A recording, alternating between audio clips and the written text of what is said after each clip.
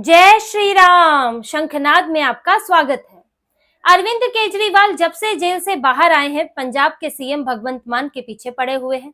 भगवंत मान के पहले तो सलाहकार बदले, आसपास के अधिकारी बदले, फिर उनके मंत्रियों से गुपचुप मुलाकात की और अब उनसे एक बड़ा पद छीनने की तैयारी चल रही है। अरविंद केजरीवाल दिल्ली की तरह पंजाब पर भी पूरी तरह नकेल कसकर रखना चाहते हैं। केजरीवाल असुरक्षित व्यक्ति तो है ही, उन्हें तुरंत ही खतरा महसूस हो जाता है किसी भी व्यक्ति से जो थोड़ा भी उनकी बात से इधर उधर काम करता है। और जब अरविंद केजरीवाल जेल में थे, तिहाड़ में रहे 6 महीने, तो उनका डर और बढ़ गया। अब दिल्ली में तो वो नेताओं से फिर भी मिलते जुलते रहते थे। कुछ गुटबाजी तो तब भी हुई थी, सिसोदिया जो है पहले बाहर आ गए थे और अपना अलग प्रचार करने लगे थे, लेकिन फिर भी दिल्ली में वो उतना डर उनको नहीं था जितना पंजाब उन्हें लगा कि अब तो हाथ से निकल ही गया, क्योंकि वहां किसी से मुलाकात ही नहीं हो पाती। भगवंत मान क्या कर रहे हैं कुछ खबर ही नहीं है, और पंजाब में चुनाव भी आने वाले हैं। तो अरविंद केजरीवाल अब जब जेल से बाहर निकले तो उन्होंने ताबड़तोड़ फैसले लेने शुरू किए और भगवंत मान पर लगाम लगानी शुरू कर दी। केजरीवाल पंजाब के सीएम ना होते हुए भी उसी सीएम की तरह उस राज्य को चलाना चाहते हैं, यानी दिल्ली में बैठकर कहीं के सीएम नहीं है, दिल्ली को भी सीएम की तरह चलाना चाहते हैं और पंजाब को भी सीएम की तरह चलाना चाहते हैं। इसीलिए भगवंत मान से अब उनका जो है अध्यक्ष पद छीना जा रहा है। भगवंत मान के पास इस वक्त पंजाब में 2 पद हैं, एक तो वो मुख्यमंत्री हैं, दूसरा पंजाब इकाई के अध्यक्ष हैं आम आदमी पार्टी के। तो अब अरविंद केजरीवाल उनसे ये पद छीनना चाहते हैं। अब वहां पर पंजाब इकाई का अध्यक्ष किसी और को बनाया जाएगा, भगवंत मान को वो पद छोड़ना पड़ेगा। और ये बात खुद भगवंत मान के मुंह से कहलवाई गई ताकि पार्टी में लोगों को कोई समस्या ना हो और ये ना लगे कि अरविंद केजरीवाल अपनी मनमानी कर रहे हैं, भगवंत मान को मजबूर कर रहे हैं। इसीलिए भगवंत मान जब छब्बेवाला में थे, उपचुनाव के लिए प्रचार कर रहे थे, तो उन्होंने मंच से खुद ही कहा कि मैं पंजाब इकाई का अध्यक्ष पद छोड़ना चाहता हूं। मैं 7 साल से इस पद पर हूं, लेकिन मैं मुख्यमंत्री भी हूं, मेरे पास 14-15 विभाग है, तो दोनों जिम्मेदारियां बहुत ज्यादा हो जाती हैं। इसलिए मैं चाहता हूं कि अध्यक्ष पद पर फुल टाइम कोई और आए।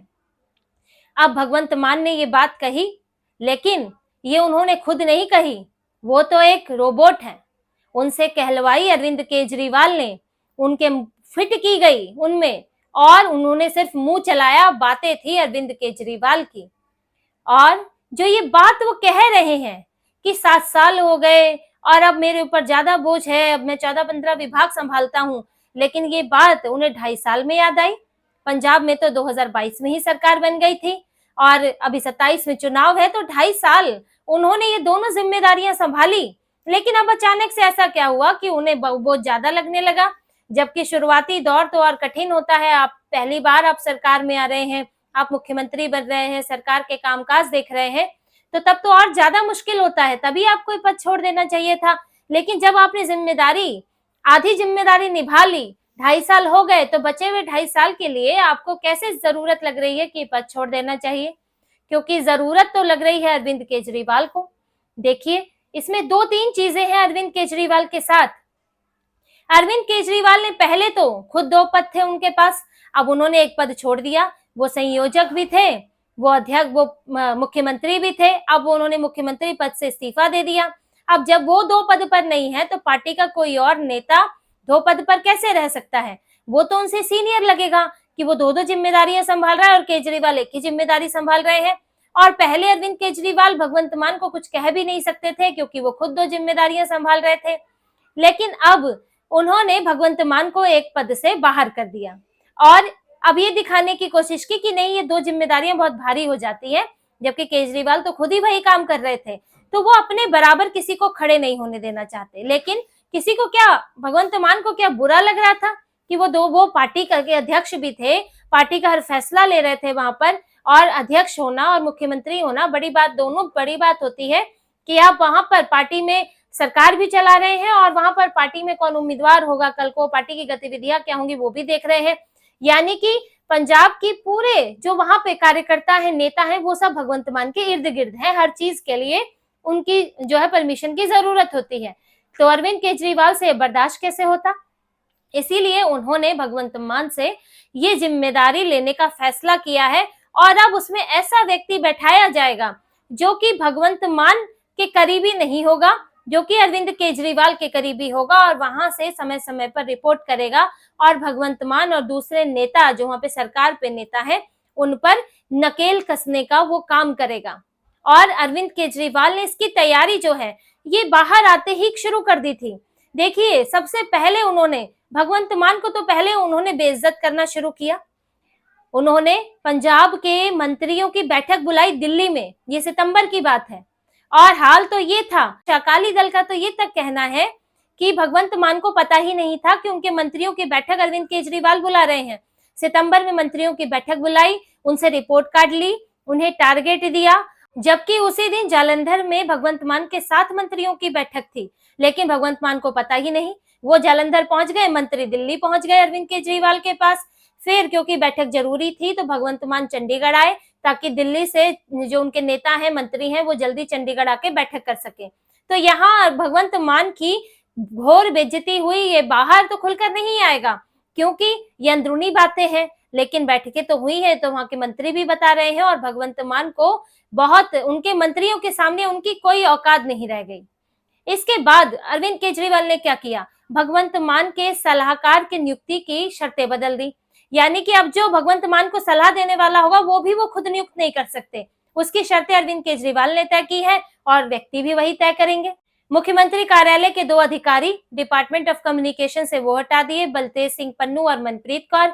मुख्यमंत्री के OST special officer on special duty उनको हटा दिया, ओंकार सिंह जो कि भगवंत मान के बेहद करीबी थे और धुरी विधानसभा है उनकी, उसका काम देखते थे, लेकिन उन्हें ओएसटी के पद से हटा दिया।